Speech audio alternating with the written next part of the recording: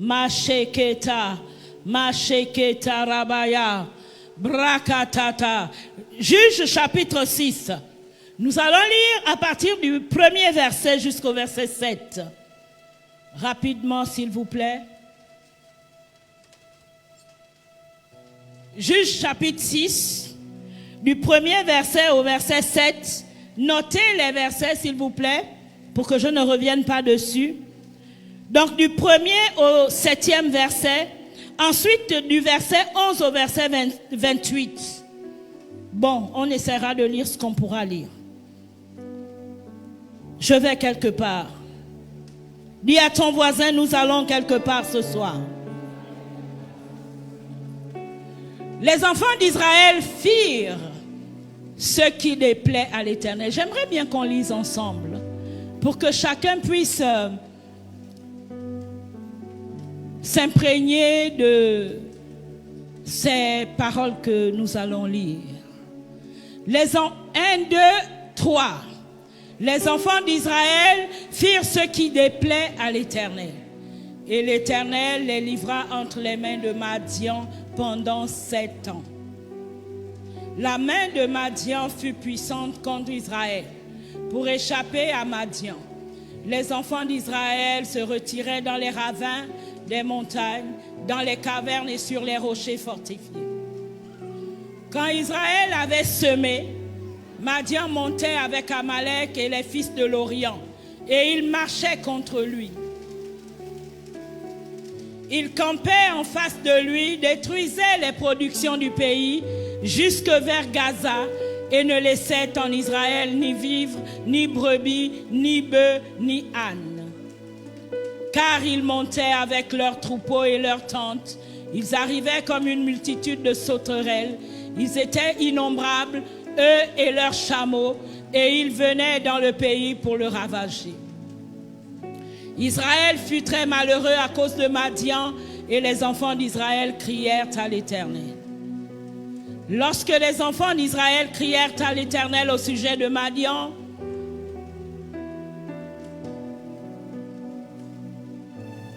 oui, on va lire le verset 8. L'Éternel envoya un prophète aux enfants d'Israël.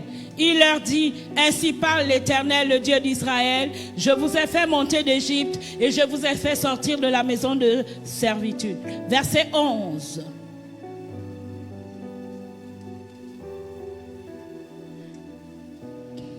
Puis vint l'ange de l'Éternel et il s'assit sous le térébinthe d'Ophra, qui appartenait à Joas, de la famille d'Abiézer. Gédéon, son fils, battait du froment au pressoir pour le mettre à l'abri de Madian.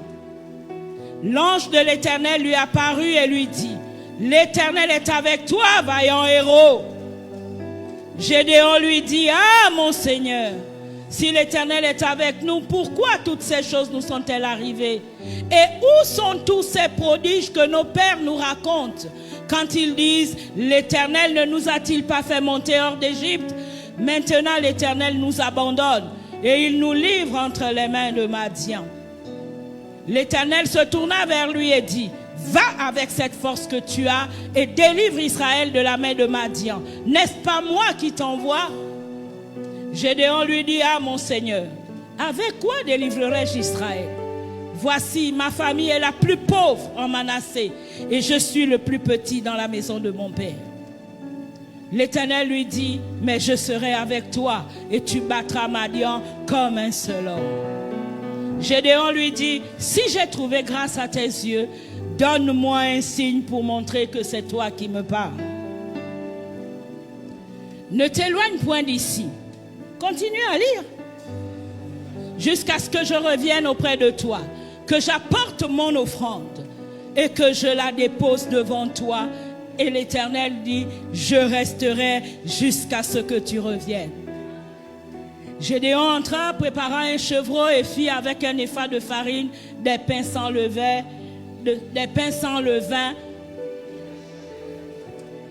et le jus dans un pot, les lui apporta sous le térébinthe et les présenta.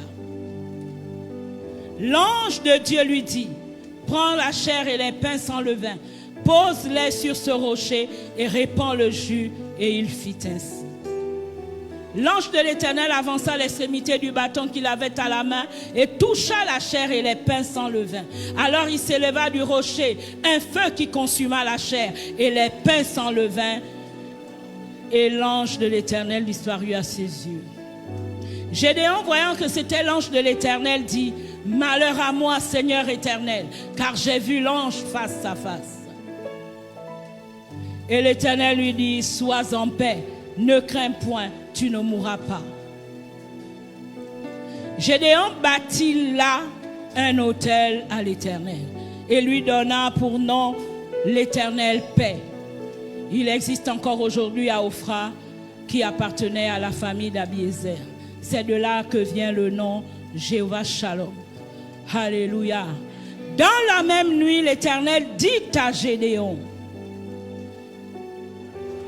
prends le jeune taureau de ton père et un second taureau de 7 ans, renverse l'autel de Baal qui est à ton père et abat le pieu sacré qui est dessus. Alléluia. Que le Seigneur bénisse sa parole.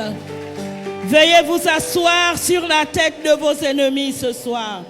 Alléluia, alléluia, alléluia. Le titre de mon intervention de ce soir, c'est de l'anonymat à la révélation. De l'anonymat à la révélation. Alléluia. J'aimerais que tu dises à ton voisin: je ne serai pas anonyme, je serai révélé, parce que Dieu m'a établi sur cette terre pour que je sois révélé. Alléluia. Je ne vous sens pas ce soir, je ne vous sens pas ce soir. Je n'ai pas l'impression d'avoir en face de moi un peuple qui aspire à quelque chose, un peuple qui aspire à une transformation, un peuple qui aspire à un changement. Alléluia. L'histoire qui nous est racontée ici, c'est l'histoire du peuple d'Israël. Toutes les fois que le peuple d'Israël s'était détourné des voies de l'Éternel, il était assujetti à l'ennemi. Et ici, Israël était sous le contrôle de Madian. Alléluia. Israël se retrouve sous l'oppression des Madianites. Et la Bible nous dit que toutes les fois qu'Israël semait, ils ne profitaient pas de leur récolte. Madian venait et ravageait toutes les récoltes. Alléluia. Au temps de la récolte, ils n'avaient rien. Pourtant, ils transpiraient pour semer. Et cela, c'est la vie, la situation de plusieurs enfants de Dieu. Tu sèmes, tu travailles, mais tu n'arrives pas à récolter ce que tu as semé. Au moment de la récolte, tes récoltes sont ravagées. Alléluia. C'est la situation de plusieurs enfants de Dieu. Alors, ce soir, je voudrais te déclarer par l'autorité qui m'est conférée par Dieu que cette situation s'arrête dans ta vie à partir de ce soir. Dans le nom de Jésus-Christ de Nazareth. Il n'en sera plus ainsi dans ma vie. Déclare-le. Lève ta main droite et déclare-le. Il n'en sera plus ainsi dans ma vie. Je jouirai du fruit de mon travail. Je jouirai du fruit de mes entreprises. Je jouirai du fruit de mon commerce. Alléluia. Marebo satarababa. Yebro satarababa. Dans ce texte que nous venons de lire, Dieu choisit Gédéon. Gédéon n'avait rien pour attirer les regards. Mais il appelle Gédéon vaillant héros. Et Gédéon lui dit: Seigneur, je suis le plus petit dans la maison de mon père. Et ma famille est la plus pauvre dans la tribu de Manassé. Dieu lui dit, c'est toi qui vas délivrer Israël de la main de Madian. Et voyez-vous, la première action que Gédéon pose, lorsqu'il reçoit la visitation de l'ange de l'Éternel, il dit à l'ange, attends-moi, je vais te préparer une offrande.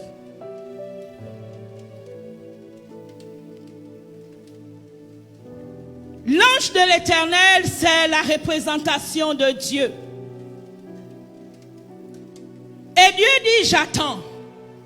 Et Gédéon va et il va préparer son offrande. Il revient avec son offrande. Mais Gédéon ne s'était pas rendu compte qu'il s'agissait de l'ange de l'Éternel. Et quand il découvre que c'est l'ange de l'Éternel, il dit, malheur à moi. J'ai vu face à face l'ange de l'Éternel. Il lui dit, ne crains rien. Tu ne mourras pas. Gédéon pose une deuxième action. Il bâtit un autel à l'Éternel. Alléluia. Gédéon fait une offrande. Ensuite, Gédéon bâtit un premier autel à l'Éternel. Après que l'Éternel ait déclaré sur Gédéon ce qu'il attendait de lui, après qu'il lui ait confié la mission de délivrer le peuple d'Israël, Dieu donne une recommandation à Gédéon. Alléluia, verset 25, 26.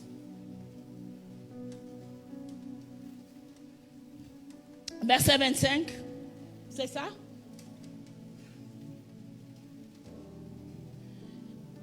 Il dit, dans la même nuit, l'Éternel dit à Gédéon, prends le jeune taureau de ton père et un second taureau de 7 ans.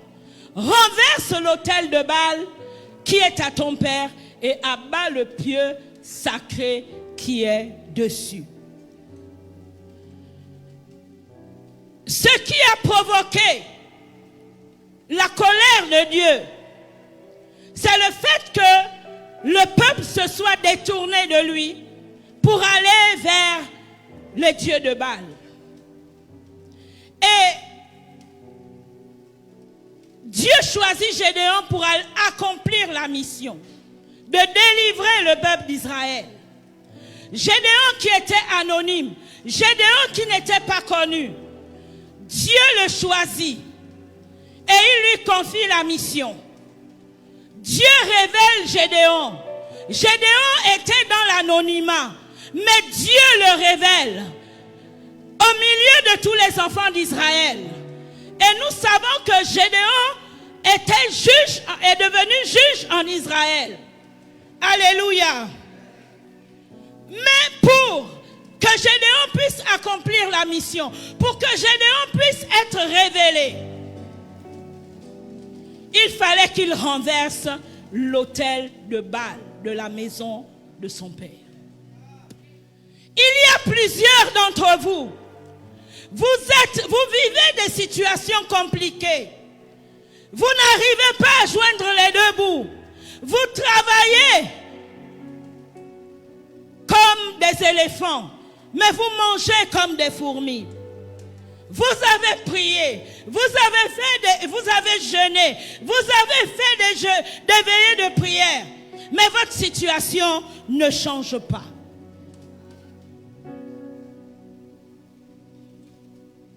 Il y a des autels dans les familles. Il y a des autels de famille qui vous empêchent d'être révélés.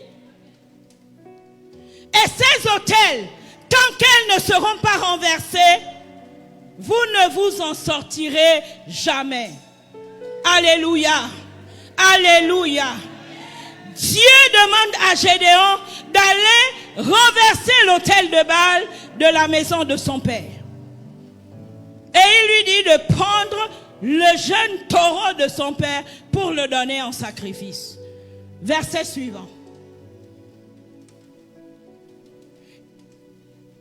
Après lui avoir donné cette instruction, il lui dit, Tu bâtiras ensuite et tu disposeras sur le haut de ce rocher un autel à l'Éternel ton Dieu. Tu prendras le second taureau et tu offriras un holocauste avec le bois de l'idole que tu auras abattu. Alléluia.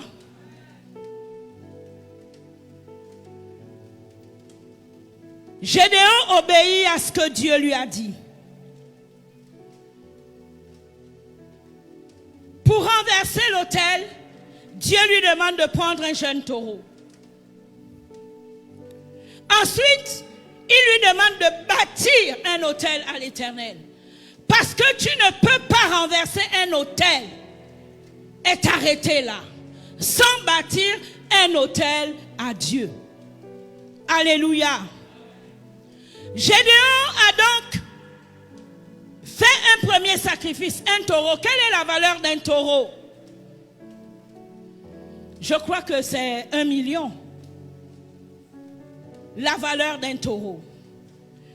Il lui demande de prendre un deuxième taureau pour bâtir un autel à l'Éternel.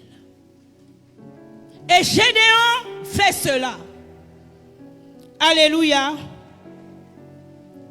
Tu ne peux pas entrer dans l'accomplissement du plan de Dieu pour ta vie si au préalable, tu ne détruis pas les autels qui parlent contre ta vie. Les autels ne sont pas anodins. Les autels sont alimentés. Pour qu'un autel parle, l'autel doit être alimenté. Que ce soit les autels bâtis à des faux dieux ou des autels que l'on bâtit à l'Éternel, un autel ne peut pas rester sans sacrifice. Un autel ne peut pas avoir d'effet sans sacrifice. Il faut toujours un sacrifice sur un autel. Alléluia. Et il y en a beaucoup au milieu de vous qui vivent des situations compliquées. J'ai reçu cette vision. J'ai vu, je me suis retrouvée dans un terrain dans lequel il y avait une maison bâtie, un véhicule garé et des plantes. Diverses plantes, c'était plutôt des plantes comestibles. Il y avait des bananiers et tout ça. Et ce qui a attiré mon attention, en fait ce qui était surprenant, c'est que cette maison était une vieille maison, une maison qui semblait abandonnée, recouverte de poussière. Le véhicule qui était garé était recouvert de poussière. Et les plantes qu'il y avait, et j'ai remarqué surtout des bananiers. Les bananiers étaient jaunis, asséchés. Les feuilles de bananier étaient asséchées. J'ai dit, mais qu'est-ce que c'est, Seigneur? Dieu me dit que c'est la représentation de la vie de plusieurs personnes. Tu ne peux pas atteindre, entrer dans la destinée que Dieu a prévue pour toi, parce qu'il y a des situations dans ta vie qui t'empêchent d'avancer. Tu travailles, tu fais des efforts, tu pries, tu jeûnes, mais ta situation ne change pas. Ta vie ressemble à une vie complètement délabrée.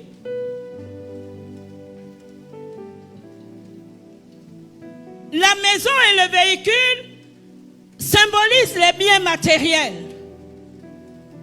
Mais ils sont couverts de poussière, comme abandonnés depuis des années. Les bananiers représentent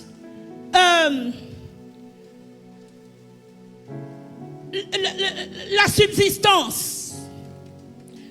les feuilles de bananier étaient complètement asséchées. Il n'y avait aucun fruit sur les bananiers. Donc, à cause de ce que les hôtels qui ont été bâtis dans nos familles n'ont pas été renversés, Dieu, tu ne peux pas accéder à ce que Dieu a prévu pour toi. Tu vis une vie de misère, une vie où il te manque la subsistance, une vie dans laquelle tu as du mal à t'en sortir. Pourtant, je travaille. Dieu m'a parlé de 5 personnes qui vivaient cette situation difficile. Tu as l'impression que tu ne travailles pas. Tu as l'impression que tu ne fais rien. Pourtant, tu travailles, mais tu ne sais pas où va ton argent. Tu as du mal à t'en sortir. Dieu veut te délivrer ce soir. J'ai l'impression de faire face à un peuple qui n'est pas convaincu.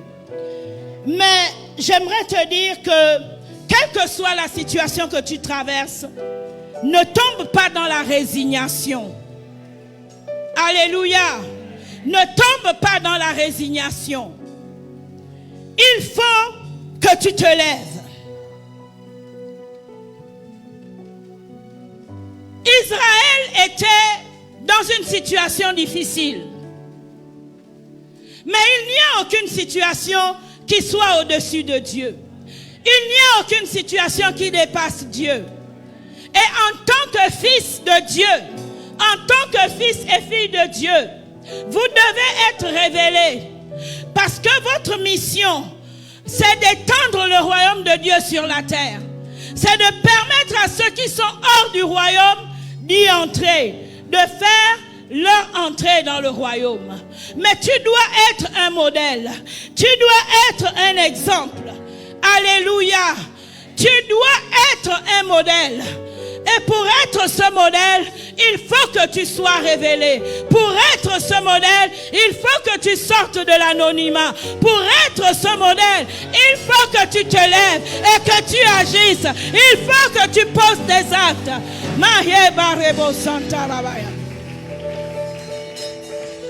Et Gédéon était dans cette situation. Gédéon était pauvre. Il était issu d'une famille pauvre. Mais hier, on a parlé ici de la loi de l'adoption. Alléluia. Dès lors que tu as accepté Jésus-Christ dans ta vie, comme Sauveur et Seigneur, que tu as donné ta vie à Jésus, tu n'es plus né de la chair et du sang, mais tu es né de Dieu. Parce que nous sommes des enfants adoptifs. Nous avons été adoptés par Dieu. Et c'est le sang de Jésus, le sang divin qui coule dans tes veines désormais. Alléluia. Alléluia. Mais bien aimé, ce n'est pas parce que tu appartiens à Jésus maintenant, tu as donné ta vie à Jésus, que tout va s'arrêter. Il y a des alliances qui ont été faites. Des alliances dont tu n'as jamais été témoin. Mais ces alliances aujourd'hui parlent contre toi. Parce que lorsqu'on fait une alliance, on engage toute une génération. Même ceux-là qui ne sont pas nés. Parce que le contracteur de l'alliance engage toute sa progéniture. Même si tu n'existais pas à l'époque où ces alliances ont été faites, dès lors que tu nais dans cette famille, tu entres automatiquement dans l'alliance. Alléluia. Gédéon subissait les conséquences de l'alliance que son père avait contractée. Lorsqu'Abraham fait alliance avec le Seigneur, lorsque Dieu fait alliance avec Abraham, l'alliance que Dieu fait avec Abraham engage tous les descendants d'Abraham. Mais j'aimerais te dire que le diable est un copiste. Le diable est un imitateur. Et ce qu'il a vu Dieu faire, il le fait également. De la même manière que lorsque tu fais alliance avec Dieu, tu engages toute ta progéniture. Parce que Dieu dit que ceux-là qui ont fait alliance avec lui sont bénis jusqu'à 1000 générations. Alléluia. De la même manière, si ton arrière-grand-père que tu n'as pas connu a fait alliance avec les esprits des eaux, les esprits des forêts, les esprits de Djobi, les esprits de Ndjembe, les esprits de Bouiti, tu es engagé dans ces alliances jusqu'à 3 ou 4 générations. Alléluia. Et une génération, c'est à peu près entre 25 et 30 ans. Imagine 4 générations. Ça fait combien d'années? Alléluia. Alléluia. J'aimerais que tu te lèves ce soir. Moraba shatarabaya. Mabragadare. Mabragadare santarabaya. Mashatarabaya.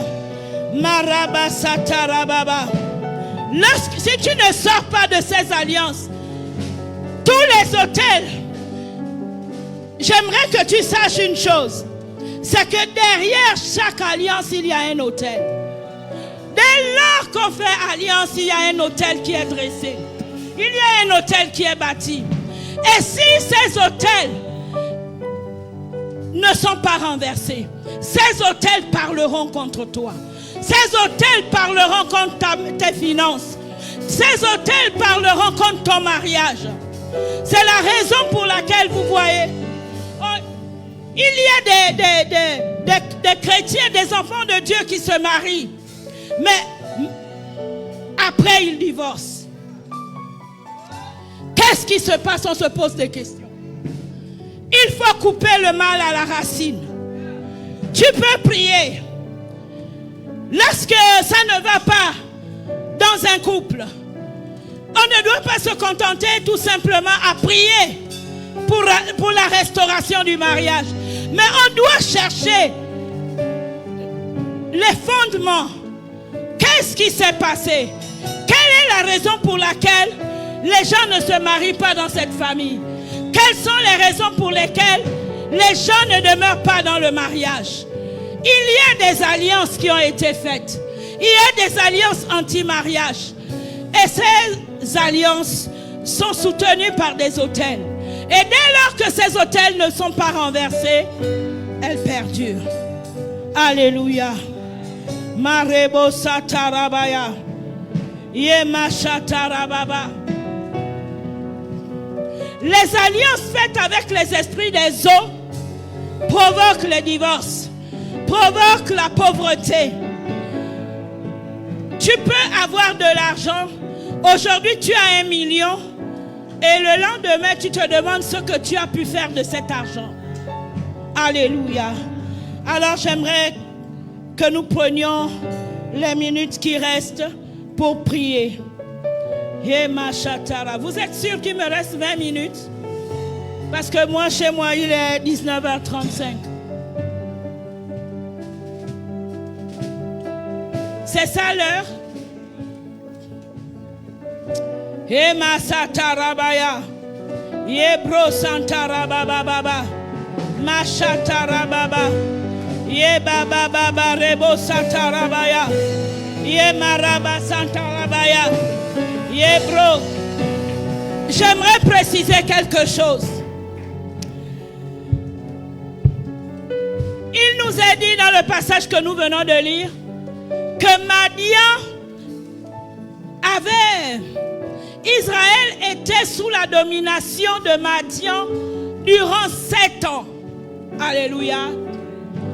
Et Dieu demande à Gédéon pour contrer cela, pour renverser l'autel de Baal qui était dans la maison de son père, pour renverser l'oppression des Madianites. Dieu demande à Israël de bâtir, de prendre un taureau de 7 ans pour bâtir l'autel de Baal. Alléluia. Il lui demande de sacrifier un taureau de 7 ans pour le faire. Voyez-vous, lorsqu'il y a des autels qui parlent contre ta vie, tu ne peux pas contrer les effets d'un autel sans que tu ne bâtisses un autre autel. C'est autel contre autel. Alléluia. Autel contre autel. Et Gédéon a fait un sacrifice d'un taureau pour renverser l'autel et un sacrifice d'un taureau pour rebâtir l'autel de Baal qui appartenait, pour rebâtir l'autel à l'Éternel. Si tu te limites tout simplement à renverser l'autel, tu n'as pas accompli le travail jusqu'au bout. Alléluia. Lorsque tu bâtis, tu dois reconstruire. Vous bâtirez, vous bâtirez sur d'anciennes ruines et vous relèverez des fondements anciens.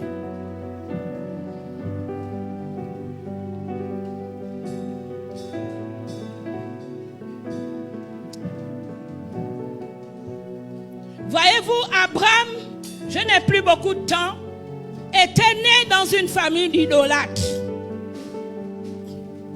Et Dieu a voulu révéler Abraham. Il a appelé Abraham. Il lui a demandé de sortir de Charan, de la maison de son père, pour aller là où, dans le lieu qu'il lui indiquerait, parce qu'il voulait rendre son nom grand. Dieu voulait révéler Abraham. Mais pendant la marche d'Abraham avec Dieu, la Bible nous dit qu'Abraham bâtissait des autels à l'Éternel. Et cette tradition a été perpétuée par ses fils, Isaac puis Jacob. Je n'ai pas le temps de rentrer dans les détails. Alléluia. Pourquoi Abraham bâtissait ces autels? C'était pour contrer le pouvoir des autels de la maison de son père, qui continuait à les réclamer. Bien-aimé, si tu ne renverses pas les autels de Baal qui parlent contre toi, ces autels continueront à te réclamer et tu ne pourras pas être révélé comme Dieu l'a prévu. Jérémie 29:11 nous dit que le Seigneur Dieu a formé sur nous, sur chacun de nous, des projets de paix et non de malheur, pour nous donner un avenir et de l'espérance. Donc les projets de Dieu pour nous sont des projets de paix. Alléluia. Des projets de paix. Mais tu ne peux pas entrer dans les projets de paix de Dieu si tu n'es pas sorti de la captivité qui vient de t'aligner.